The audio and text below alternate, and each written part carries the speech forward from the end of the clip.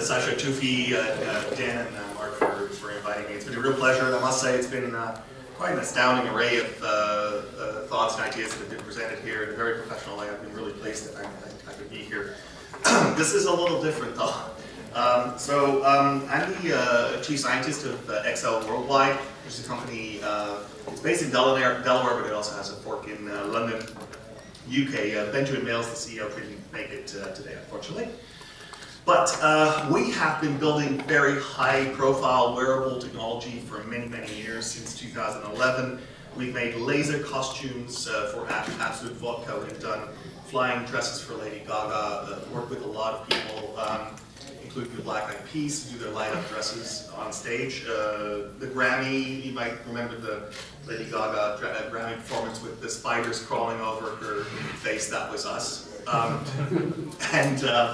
So we operate in the front line of a place where people, spaces, and things connect. So extremely connected devices that really have a platform that is your body. Leading fashion creatives, last year one of our dresses, the fiber optic slip dress, was chosen as one of the 100 fashion items to have changed the world, and is now on display at the New York MoMA. Here you see a copy of it.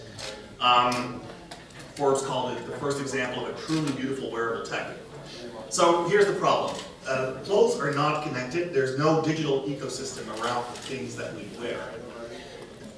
So the user experience is really very limited. It's currently mostly limited to health applications and wrist-worn devices.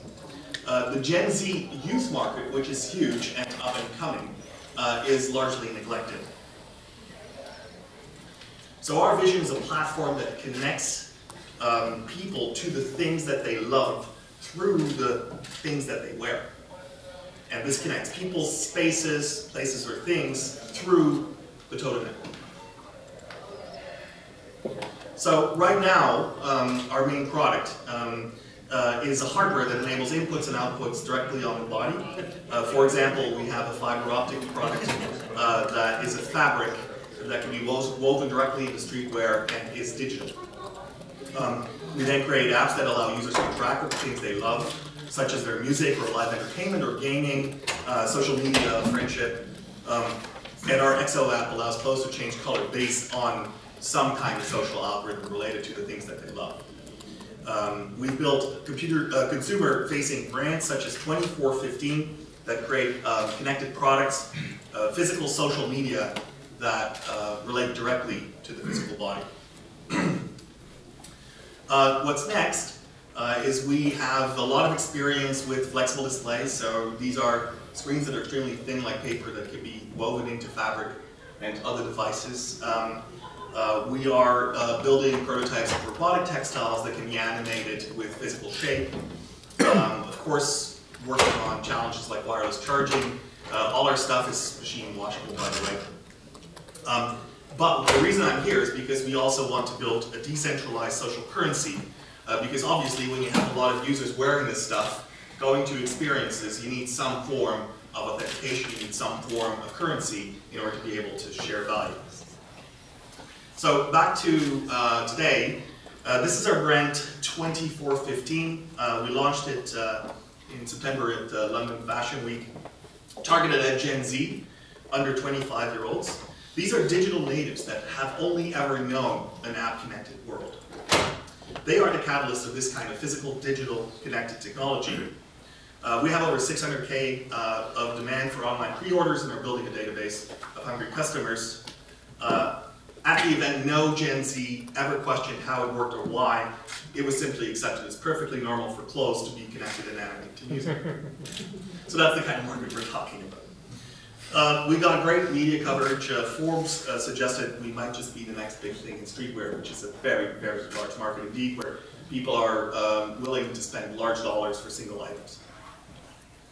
All right, so what would we do with the social currency? Here's just one example. So people buy music merchandise. So fans, for example, that are part of an artist's tour, and one tour can have as many as 1 million people attending. So these are large markets. Users download the XO app and pair it with their product, their merchandise product. which in the case of our streetwear can become animated and alive immediately. Attending a show, every audience member can become part of the light show. This is an experience that's shared physically with many, many different people in a different locale every evening. So their apparel lights up at the peak, generating value through interactions between people, places, things, and experiences. And then after the event, fans can relive their experience and keep their XO product connected to the artists. For example, one could buy Taylor Swift's Heartbeat for X amount of time. So we want this exchange in value to be facilitated through the TODA protocol.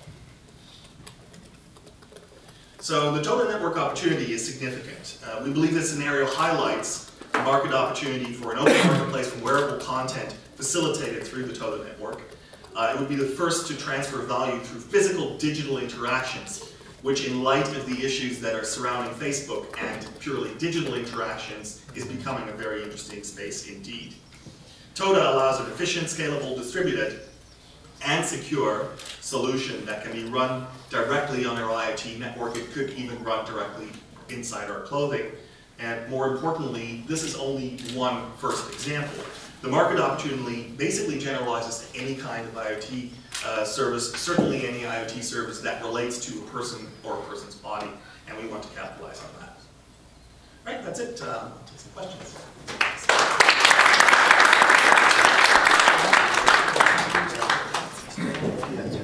Thank you so much. Any questions? Yeah. When you talk about something like people wearing clothing and being able to participate in a light show, obviously latency becomes incredibly important. Yeah. Yeah. No problem.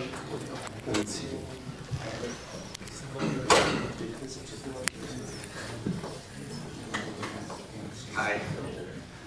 So my question is relating to specifically when you talked about having clothing and people being able to participate in light shows. Obviously in a scenario like that, latency would be incredibly important. You wouldn't want one person starting to blink when the whole show is going on. How do you enable that level of latency, and have you thought about challenges with that? Thank you. That's a great question. We have a very low latency protocol that can directly address people, or rather their shirts. The bigger challenge is knowing where they are, because GPS isn't very good, but we have patented solutions for that as well.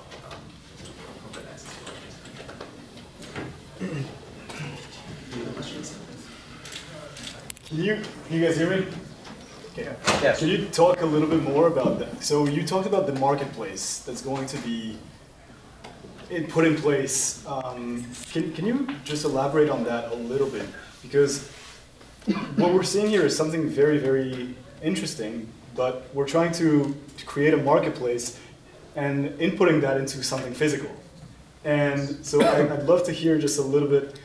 I don't have a specific question, but if you could maybe elaborate on that a little bit and how all of that really comes together. Right. So one of the interesting things is that we right now have a hardware platform that is tied to the body, and you can think of the body as a physical asset. So you could think of that as an asset-backed transaction where my body is the asset.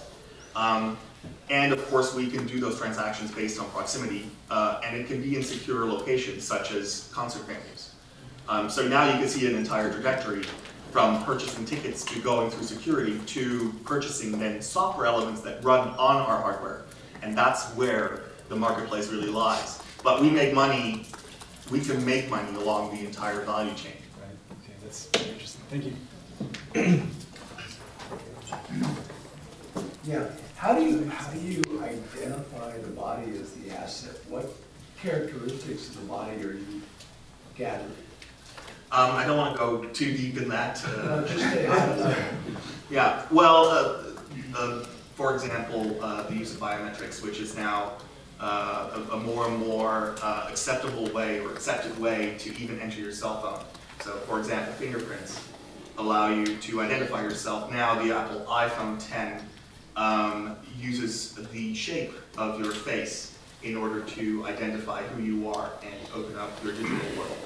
And so, similarly, by relating this proximity and the products that we're wearing right on the body, we can actually provide things like authentication And we believe that's a very different way of thinking about, it's in a way a very old-fashioned way of thinking about authentication. That it becomes increasingly necessary when we live in a completely hacked world. And so we think that bridging the divide between physical and digital through something like TODA, which allows us to do this for millions, billions of people, is a very smart idea. Love to chat with you more about that. Okay. Well, thank you.